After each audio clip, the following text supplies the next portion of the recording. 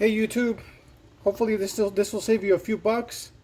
The gas cap cable broke, and I don't want to spend 15 to about $35 for a new gas cap because it still works, but just the cable broke.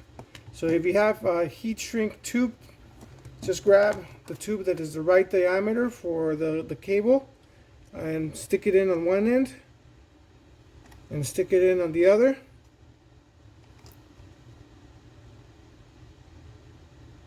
And if you have a heat gun, take the heat gun and shrink down the shrink tube, and that'll save you a good chunk of change. Take care.